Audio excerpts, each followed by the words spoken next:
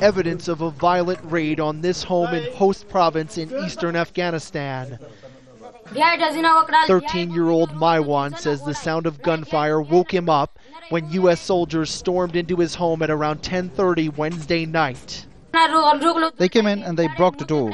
They got in and they started firing. They sent dogs after us and then covered my family members with a blanket and shot them.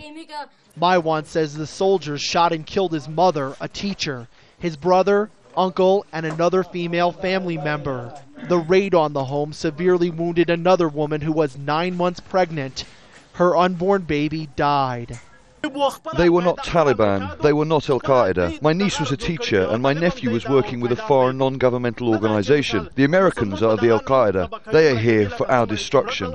Appears to be a very tragic turn of events. Colonel GRAIG JULIAN of the U.S. Army says they initially thought the family killed in the raid were enemy combatants, but after further investigation, they learned all of them were innocent victims.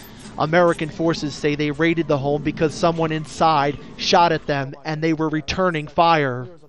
When it appears that we have accidentally killed innocent civilians, we're very sorry about that. That is not why we came here. We're here to provide security for the Afghan citizens. Of course, it's very painful. NADIR at the Afghan Independent Human Rights Commission has investigated dozens of cases just like this.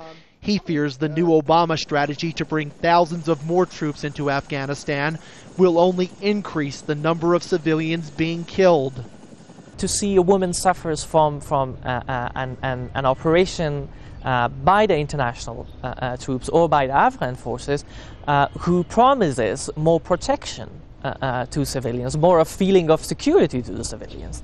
And then at the end it results the opposite. The U.S. military says the incident is under investigation and they will ensure that the surviving family members are properly taken care of. That's little comfort for Maiwan. My mom was murdered. She wasn't a bad woman. She used to teach the little girls at home. She had a school at home. The U.S. military says both American and Afghan soldiers were involved in the raid. It is still under investigation, but if it is found that U.S. soldiers used excessive force, the U.S. military says they will be held accountable. Meanwhile, the provincial council in Khost says they will close their offices until they get an official explanation about this incident and until they get a guarantee from U.S. officials that something like this will never happen again. Todd, Baer, Al Jazeera, Kabul.